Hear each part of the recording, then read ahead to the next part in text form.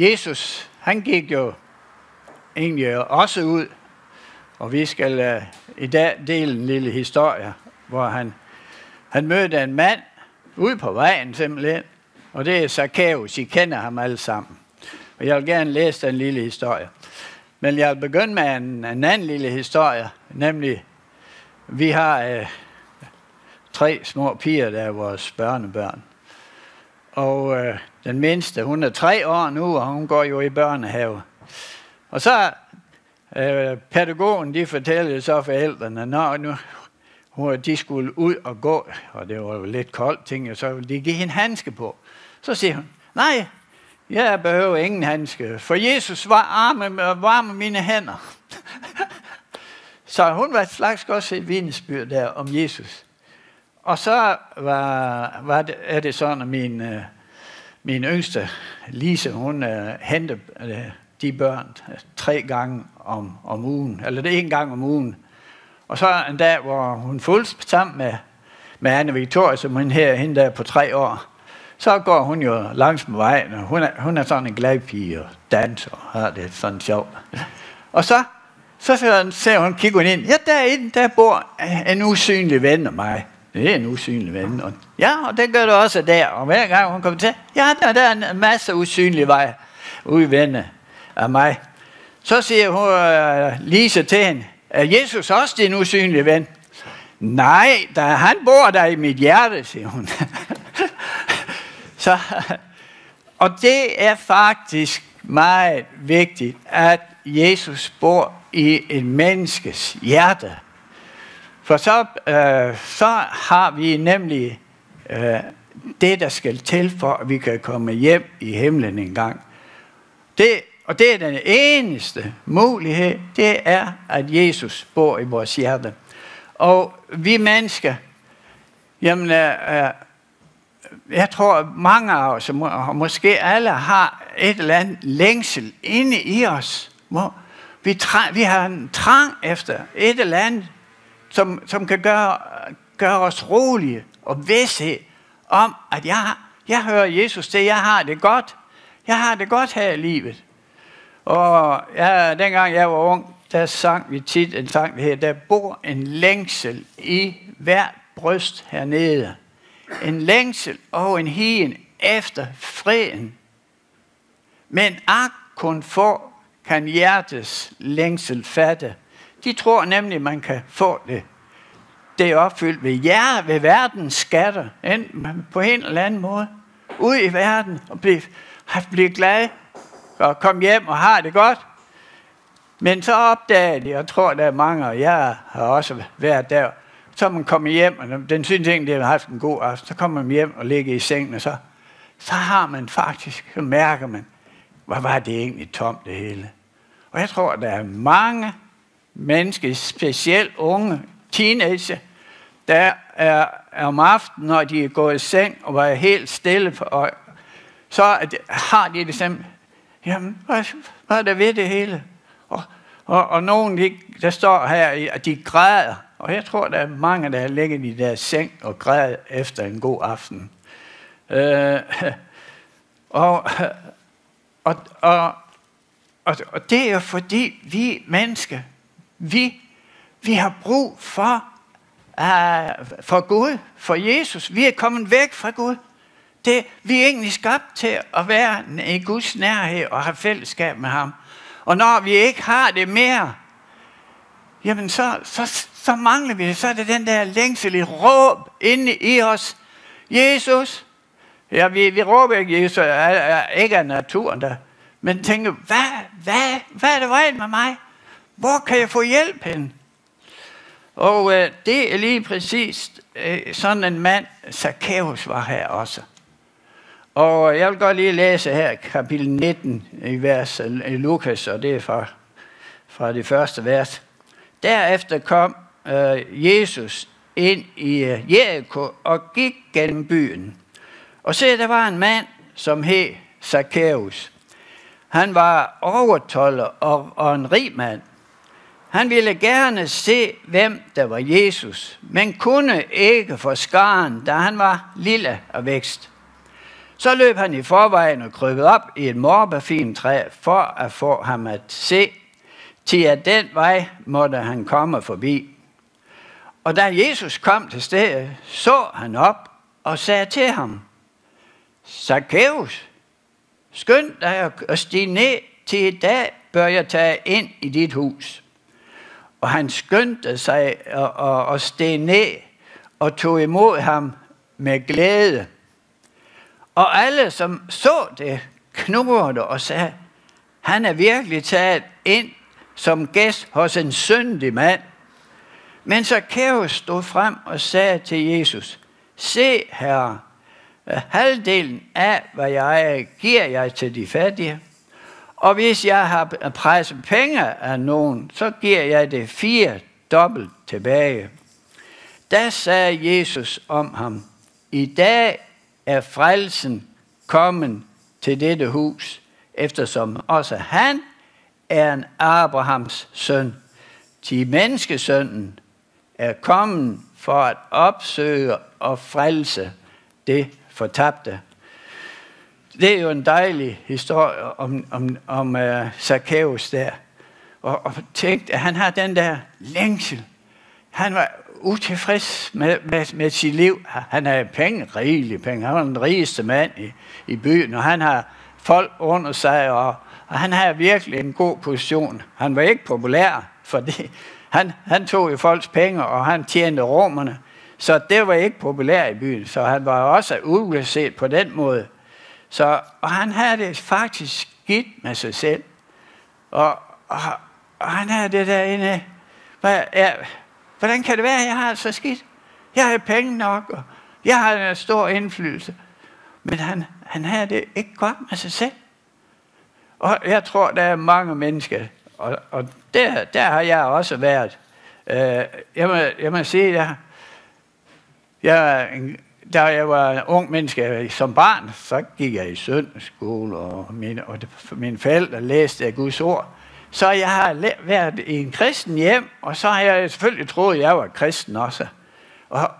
Men en dag så opdagede jeg, at jeg måske slet ikke var kristen. Jeg hørte om en nabo, der var blevet omvendt. Og jeg tænkte mig selv, skal hun virkelig omvendes? Det kan der det. Og så mærker jeg også det på mig selv. Er jeg omvendt? Er jeg klar, når Jesus kommer igen? Kommer jeg så med ham? Eller forkaster han mig? Hvor er jeg henne? Og det er det underligste ting, man kan gøre, når man virkelig, Herre, hjælp mig. Og jeg kan også sige, det halvår, for det tog lang tid for mig, inden jeg fik fred med Jesus. Og det tog cirka et halvt år. Og al den tid, der var det største ønske. Det eneste, jeg tænkte på hele tiden, jeg kunne få det godt med Gud. Og det er det mest mærkelige ting, man kan gøre. Og ligesom Zakæus, han kravlede op i et træ. Altså en mand af hans format, skulle han sætte op i et træ.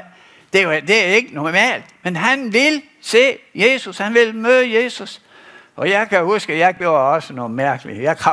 Som 14-15 år, jeg kan ikke huske, hvor gammel jeg var helt, så kravlede jeg ind i min far og mors seng, fordi jeg mærkede en aften, at jeg fik ondt i hjertet, og fik krammen i hjertekrammen, så tænkte jeg, nu dør jeg sandelig. Og det tog jeg ikke, før jeg har det godt med Jesus.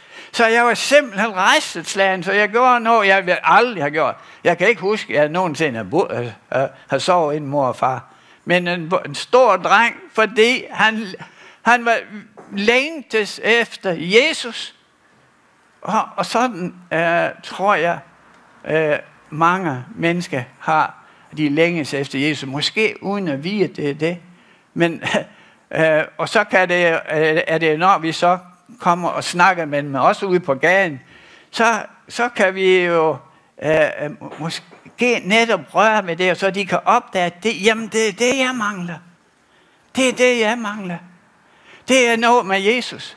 Og så vil de høre mere om ham, og blive frelst, akkurat ligesom som Nikodemus her. og der skete jo noget med ham, Nikodemus, det er jo Zakæus. Og Zakæus der, han blev glad, da Jesus ville invitere ham ind. Og en ting, vi skal lige se også. Jesus kendte Zakæus på forhånd.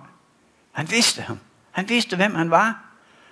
Han var klar over, at der var måske ingen andre, der havde set, at Zakæus sad i træet.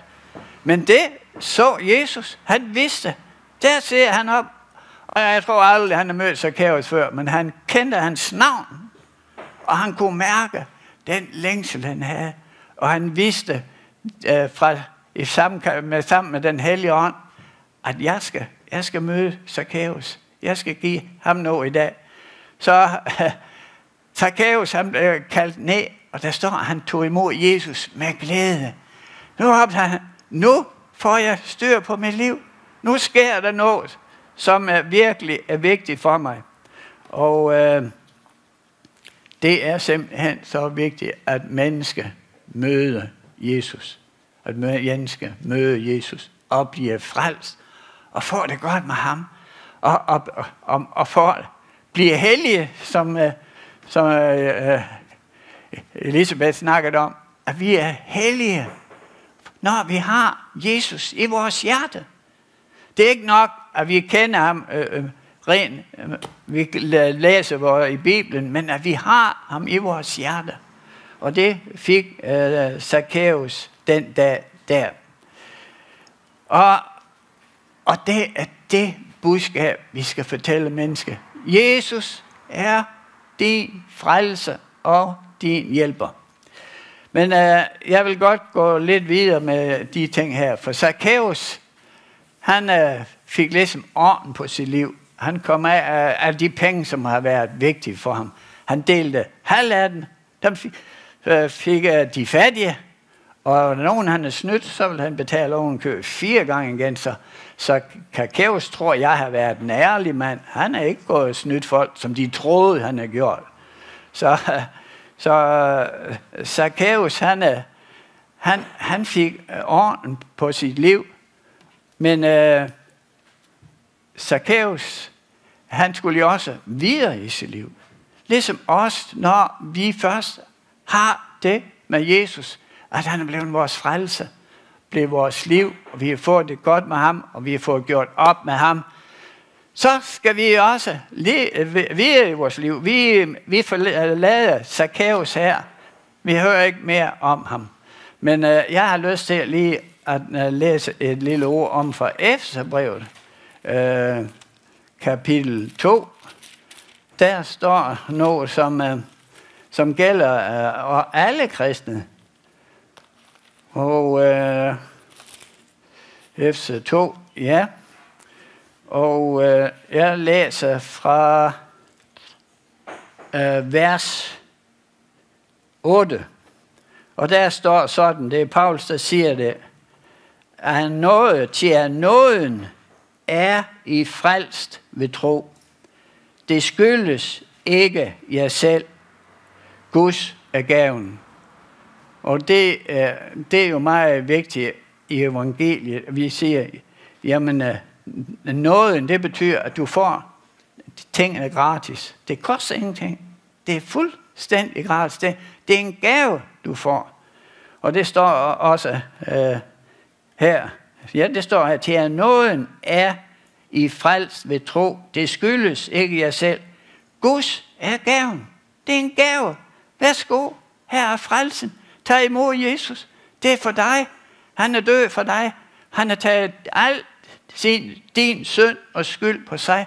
Så du er fuldstændig fri. Der er ingen, der kan komme og anklage dig. Det kan godt være, at de gør, men de kan ingen vegne komme med det. For Jesus, vi kan bare henvise til Jesus. Vi kan henvise til Jesus. Jesus, han har betalt al min skyld, al min synd. Og det er vigtigt, at vi er klar over det. Og vi lever vores liv i den frihed. Jeg er ingen synder. Jeg har ingen skyld. Jeg skylder ingen nogen ting. Hverken djævlen eller menneske eller Gud. For det har Jesus betalt for mig. Så jeg er Guds barn. Og en ting mere. Nu er jeg faktisk blevet en tempel, siger Paulus, for Helligånden. Og Helligånden, det er jo Gud. Det er den tredje person i Gud. Det er faktisk Jesus i os. Det er Jesu ånd, der er kommet ind i os. Og han kan ikke være et sted, der ikke er helligt. Han kan ikke være et sted, hvor der ikke er fuldkommen rent. Så du og jeg, når vi tror på Jesus og har den hellige ånd i os, så er vi Guds børn, og vi er på vej til himlen. Og det er fantastisk at være sådan. Men jeg vil godt læse lidt videre, hvad der stod her. Til nåden er I frelst ved tro. Det skyldes ikke jer selv, eller noget vi har gjort, eller ikke gjort. Guds er gaven. Det er en gave, vi får, at vi tror på Jesus. Og så det skyldes ikke gerninger. Lige meget, om du har lavet masser af gode gerninger, det hjælper ingenting. Og du laver masser af dårlige gerninger, jamen det tæller heller ikke mere, for det har Jesus ånden. Men det skyldes ikke gode gerninger, så nogen kan rose sig. Så kommer det. Til hans værk er vi, skabte i Kristus Jesus, til gode gerninger, som Gud forud har lagt til rette, for at vi skulle vandre i dem. Jeg vil godt lige at sige lidt om det. Det er ham, det er hans værk. Det er ham, der har frelst os. Det er ham, der har gjort det. Og hvis vi læser om i Filipperbrevet kapitel 1, så står der i vers 6. Ham, der begyndte sin gode gerning i dig. Han vil også fuldføre det. Men læg mærke til, Paulus han siger, ham, der begyndte sit gode værk i dig, han vil også fuldføre det. Det var faktisk, han siger faktisk, det er Jesus, der begyndte. Jeg må da nok sige, dengang jeg var ung, så tror jeg, jamen Jesus og mig, vi var nok lige gode om det. Så han kaldte på mig, og jeg sagde ja, og vi var sådan, jamen altså, jeg kunne have sagt nej, og han kunne også have sagt nej, men vi var sådan lige gode om, sådan en fornemmelse her, ja. Så ja, det var til dels hans skyld, og dels min skyld, at jeg nu var en kristen. Men en dag så fandt jeg simpelthen ud af, at det var Gud alene, der havde gjort det. Hvis ikke han havde grebet ind i mit liv, så var jeg aldrig blevet en kristen. Jeg kunne have gået og vide som en god farisæer som kristen. Jeg kom jo i mission, jeg kom i kirke, og jeg trådte oven i bælgen til orgel i kirken. Det var mit arbejde en periode. Og jeg tænkte, jamen jeg er da en kristen. Uden at jeg virkelig havde det levende liv inde i mig. Og det kaldte Jesus på. Han sagde det til mig. Du er ikke en kristen. Du skal omvende dig. Du skal blive frelst. Og det er alle, der møder Gud, at det er ham, der begynder. Det er ham, der begynder. Jeg har en anden lille fortælling fra, jeg kan være, jeg har fortalt den før, men en ung mand, en knægt på 13-14 år, hans far havde en stor gård og mange folk, og om morgenen, så husbonden der, han var kristen, så han læste i Bibelen og bad en bøn der om morgenen. Og han sagde til sine folk, jamen I må gerne blive herinde og høre på det. I må også godt gå ud og begynde at arbejde. Det er frit valg. Så var der en mand der, så de tænkte jo, sådan gjorde man dengang, det kender jeg godt selv. Så hvis man kan udsætte arbejde en lille smule, så gør man det. Så de fleste, de tænkte, jamen jeg bliver da bare der og slapper af i de der kvarter, det tager mere. Så jeg blev der, og han blev derinde, men så kom han jo til at høre noget af det, der blev læst. Og det irriterede ham. Så den knægt der på 13 år, han siger, han hørte, at der en dag, den mand, han kom gående ud, han plejer altid at bande voldsomt. Og han kom bandende ud af døren og sagde, du får mig ikke, du får mig ikke, du får mig ikke. Men Jesus var i gang med at få fat i ham. Og han fik ham, sagde der nogle mænd. Han fik ham. Så det er Jesus, der begynder sit gode værk i os. Og en ting mere er jeg glad for, og han fuldfører det også. ind til vores sidste dag, ind til Jesu Kristi dag, da han kom igen. Det er Jesus. Uden ham vil vi aldrig kunne fuldføre det. Vi vil gå fejl af vejen. Og så er der en ting her, som jeg har lagt mærke til i den sidste tid, og også før. Der står sådan her: til hans værk er vi skabte i Kristus Jesus. Der står, til hans værk er vi, på engelsk står det egentlig, hans masterpiece er vi. Vi er hans, mesterværk. Det er det mest fantastiske, Gud har gjort. Det er, at han har skabt os kristne igennem det, og det er det, der har kostet ham allermest. Vi er Guds mesterværk. Vi er hans skabte i Kristus Jesus. Og så står der, til gode gerninger, som Gud forud lagde til rette, for at vi skulle vandre i dem. Og det tror jeg er vigtigt, at vi lægger mærke til. Gud har lagt gerninger og et liv til rette for hver enkelt af sine børn. Har du tænkt på det?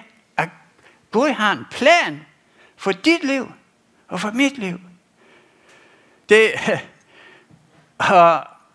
Og det er jo fantastisk. Og så er det jo vigtigt, at vi finder den plan, den vej, som Jesus vil, vi skal gå. Og det vil han hjælpe os med. Og heldigvis, da Jesus tog hjem til himlen, så sendte han Helligånden. Og Helligånden, det er faktisk Jesu ånd. Jesus som legeme er i himlen. Og han er selvfølgelig helt deroppe. Men hans ånd, det er Jesu ånd, der er i os. Helligånden er fuldstændig et med Jesus og med faderen. Og han kommer med, han skal tage af mit, siger Jesus, og give til jer. Så Helligånden bor i os, som er kristne. Og han vil vejlede os til også at gøre de gode gerninger, som han vil. Jeg vil nok sige, jeg var aldrig gået den vej i livet, som jeg har gået, hvis ikke Gud har hævet fat i mig. Og jeg må sige, at på den måde, og jeg har også mange gange været ved at gå ved siden af vejen, så kommer man ligesom ud på en skråvej, fordi så får jeg nogle gode tanker, tror jeg. Jeg har en god plan, og så tænker jeg, det må være det rigtige. Så går jeg lidt i den retning og tænker sådan, indtil en dag, så siger Gud til mig på en eller anden måde, stop, det er ikke min vej det her. Se at komme ind på vejen igen. Jeg kan nævne mange ting. Nu bor vi i Grindsted, vi kom faktisk dertil, fordi vi skulle hjælpe i menigheden, og der var Pernille og Andreas der dengang. Unge mennesker, som nu er over på Sjælland. Men de var der, og vi tog derover, og vi fornemmede, vi skulle til Grindsted. Og så da de ikke var der mere, og tænkte, så fik jeg den tanke, jamen så skal vi flytte igen. Så hvad skal vi være her efter mere? Hvad skal vi så? Og så vi spurgte lidt Gud om tingene. Sådan da vi var oppe på, jeg har vist sagt det her før, vi var oppe på sommercamp. Så i en kaffepause, så kommer der en pige hen og siger til Britta og mig, det er ikke så, jeg tror det er en 3 år siden. Så siger hun, jeg har noget, der skal vi sige til jer fra Gud af. I er der, hvor I skal være. Færdig. Okay. Og så fornemmer jeg, og vi Britta, jamen det er jo Guds tale til os. Gud, han er nemlig ikke sådan en, der ikke lytter til, hvad vi siger og tænker. Men han vil gerne, at vi også lytter til ham. Og nogle gange må han simpelthen sende en anden for at hjælpe os at lytte. Men mange gange vil han jo tale til os selv. Så vi mærker i vores samvittighed, er jeg på rette vej? Og det tror jeg, det er vigtigt, vi spørger ham om igen og igen. Er jeg på rette vej? Er jeg der, Jesus, for du vil have mig? Og er de ting, jeg har valgt, er det din plan? Så vi ikke bare kører efter vores egen gode hoved og plan. Det er jeg slemt til, det må jeg da ærligt indrømme. Så, men Gud har stoppet mig mange gange og korrigeret mig. Jeg har hørt engang en sagde det på den måde for at illustrere det her, at dengang de sendte mennesker op på månen, det var jo så med en eller anden raket, eller hvad det var for noget, så var det, jeg kan ikke huske, om det var hver 10 eller hver 20 minut, så korrigerede de, så den kom ind på plads igen. Og faktisk er det sådan også med vores liv. Gud er nødt til at korrigere hele tiden. Korrigere, holde øje med os. Og så prøver han at korrigere os. Det har jeg i hvert fald brug for. Det har jeg opdaget. Gud, for at jeg kan gøre de gerninger, som Gud ønsker, jeg skal gøre. Og det er vigtigt, at vi kan høre, hvad han siger. Og en ting også, der er vigtigt, det er, at vi er meget stille og bruger meget bøn, når vi ændrer tingene. Jeg kan huske, Josh Møller, jeg holder af ham, han giver mig Gud brugte jeg blandt andet ham til at føre. Men en anden vej, som jeg absolut ikke vil, men jeg kom det. Men han siger, hvis du, han siger, vær langsom, siger han, til at tage nye beslutninger for dig selv og din familie. Vær meget langsom til at tage nye beslutninger. Lyt til, hvad Gud siger, og vær overbevist om, inden du vælger at ændre på kursen, at det er Gud. Men når først du mærker, at Gud siger til dig, du skal ændre på kursen, så gør det, for så er det han. Det er så vigtigt, at vi lytter til den hellige ånd, som bor inde i os. Så det vi er i gang med, og det vi tænker på, er det nøjagtigt, det Gud vil. Er det hans plan? Eller er det bare noget, jeg tror, der er godt og det rigtigt? Er det noget, jeg kan lide? Eller er det Gud kan lide? For der kommer vi let i konflikt, også med vores gamle mennesker. Jeg har tænkt på, hvorfor i alverden kan jeg blive ved at blive misundelig på folk? Jeg har fundet ud af i Bibelen, det er en af de værste synder, der er, også mellem kristne. Det var det mellem korinterne. Paulus, han siger ikke til mig, at de er ugudelige. Han siger, I er hellige, men I er babyer. I er små børn. Jeg er nødt til at give jer mad. I forstår ingenting. Når I er misundelige på hinanden og diskuterer og er utilfredse med hinanden, I er jo Gud, hellige Guds børn. Men Gud ønsker, at vi skal finde Guds vej i vores liv. Og vi skal have det fællesskab med Gud hver eneste dag. Gud, eller Jesus, hjælp mig i dag. Hvad er med din vilje med mig? Hvad vil du, Gud? Fordi vi skulle jo gerne nå dertil, at vi gør de gerninger, som Gud har lagt til rette for os. Og jeg ved, at Gud har lagt gerninger til rette for hver enkelt af os. Og det er vigtigt, at vi er så stille, at vi kan høre, hvad han siger. Og jeg læser et vers hver morgen, der står simpelthen, vær hvil i Gud, eller vær stille for Gud, og lyt, vent tålmodigt på, at han griber ind. Og det er noget, jeg har svært ved i hvert fald, at vente tålmodigt på Gud, til han griber ind og viser dig vejen. Og det kan vi se i det gamle testamente igen og igen. For eksempel da israelitterne, de kom til det Røde Hav, og på en eller anden måde, så var de, da de var kommet til det Røde Hav, så har taget Gud til dem, de skal flytte sig og gå længere op et andet sted ved det Røde Hav. Det gjorde de så. Men så tænkte de, det er da tåbeligt. Den vej, det er da tåbeligt. Ja, men det må godt se tåbeligt ud, siger Gud til Moses. Men så lokkede han nemlig Egypterne til at løbe efter dem igen. Men her, de havde altså jaget dem langt væk, for der var så mange, der var døde, og deres første fødte var døde. Men så lokkede han simpelthen Egypterne ud for at løbe efter disse israelitter igen. Og da israelitterne så, at hele den egyptiske hær, den kom, og de stod der foran det Røde Hav, de var simpelthen lukket ind i en klemme. Og så begyndte folk jo at råbe og skælde ud på Moses. Hvad er du har lavet? Hvad sker der? Hvorfor gør du ingenting? Og de var utilfredse. Hvad siger Moses til dem? I skal tie. Men Gud skal stride for jer. Og det gjorde han jo.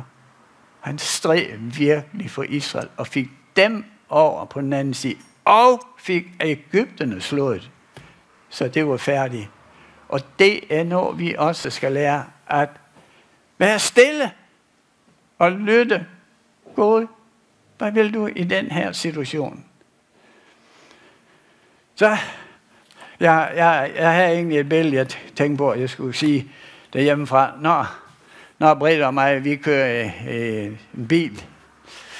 For eksempel var vi over på Fyn og besøgte en Brittes nevø derovre en gang.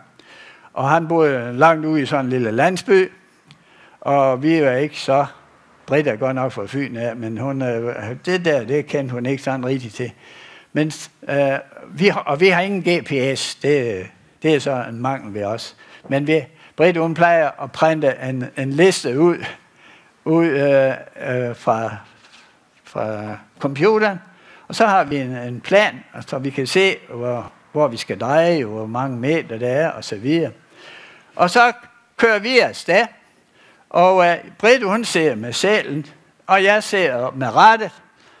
Og så er den første 10, så kender jeg vejen, og der spørger jeg hende jo ikke. Men når jeg bliver lidt usikker på, hvor er det nu, vi skal køre, så fortæller hun mig det. Du skal dreje der, og der er 80 meter, og så skal du dreje igen. Og på den måde, så ledte Britt til mig, skridt for skridt. Men hun skulle jo sørge for, at jeg fik tingene at vide. Men det var min opsvar at dreje ret og køre det rigtige sted. Men det skulle høre fra hende af, og der var det rigtige. Sådan er det faktisk også med dig og mig og Gud. Vi må høre, hvad han siger, og så køre at den dreje der, hvor vi skal, og køre lige ud, hvor vi skal. Og jeg kan jo huske, nogle gange, så har jeg kommet til at køre fejl. Jamen, så må jeg jo køre tilbage på vejen igen. Så må jeg også sådan i vores liv, der kan være ting, vi har valgt at gøre, som ikke er rigtigt, så må vi køre tilbage igen. Og hvis vi så står helt og ved slet ingenting, jamen, så må jeg nødt til at holde. Jeg kan da huske flere gange, de simpelthen holdt ind til side, og så sad vi og studerede papirerne sammen og fandt ud af, hvad er det, og er vi der, hvor vi skal være nu, er det herfra, vi skal så finder vi ud af. Og sådan er det også i det kristne liv. Jeg har 2 gange i mit liv siddet en hel måned. Jeg har sat mig ned og på en stol inde i et værelse og sagt til Gud, jeg ved ikke, hvad jeg skal gøre nu. Jeg ved ikke. Jeg gjorde en gang ude i Bølgen, dengang man ikke kunne få benzin om søndagen og så videre, og der var meget arbejdsløshed. Så var vi flyttet til Bølgen, og så jeg skulle jo have en arbejde. Jeg har arbejdet et års tid med mange forskellige småting. Men så havde jeg ingen arbejde, og jeg søgte for eksempel ned på papirfabrikken. Men da de fandt ud af, at jeg var teolog, så ville de have mig, for så regnede de ikke med, at jeg duede til det. Så satte jeg mig simpelthen ned og sagde, Gud, hvad skal jeg nu? Og jeg regnede ud til 1. marts, så er jeg nødt til at skal arbejde, så skal vi af med huset. Så må den gå på tvang, eller hvad den nu skal. Og så satte jeg mig ned og sagde Gud til dem, og så læste jeg i Bibelen og bag og holdt mig stille og roligt den der. Og pludselig så kommer, ja, det var så min far, der kom ind. Jamen nu, han havde en arbejde til mig på Favorit, og der arbejdede jeg i 4 år, og det var dejligt arbejde for mig. Det var på lager. Og det var den ene gang. Og det andet, det var over i København, dengang jeg var begyndt at komme i pinsevækkelsen. Og så vidste jeg ikke rigtig, hvad jeg skulle lave. Og også det med, så forlod jeg universitetet. Det gjorde jeg så færdig senere, men på det tidspunkt havde jeg sådan, jeg kunne simpelthen ikke holde til at sidde derinde. Jeg tænkte på, ham der professoren, kan han ikke snart holde op, så jeg kan komme ud? Og så jeg meldte mig ud af universitetet. Men når jeg gjorde det, så kunne jeg heller ikke bo der, hvor jeg boede, for jeg var nemlig kommet ind på Nordisk Kollegium, der på Strandboulevarden. Og det var en stor fordel for en student. Vi fik maden der serveret, og oven i købet kom der nogen og gjorde vores værelser ren, og det var billigt. Det var simpelthen en fantastisk sted at bo. Men når ikke jeg var student mere, så kunne jeg jo ikke bo der. Så jeg må jo finde et andet sted. Så var der heldigvis en kammerat, der kom til mig og sagde, at jeg må bo hos ham. Og der boede jeg så. Men vi sagde, hvad skal jeg lave nu? Hvad skal jeg lave, Gud? Og jeg sagde der en hel morgen. Så kom der en mand ind ad døren og siger, kan du ikke lige hjælpe mig lidt med at flytte? Jo, det kunne jeg da godt. Og jeg har gjort det så.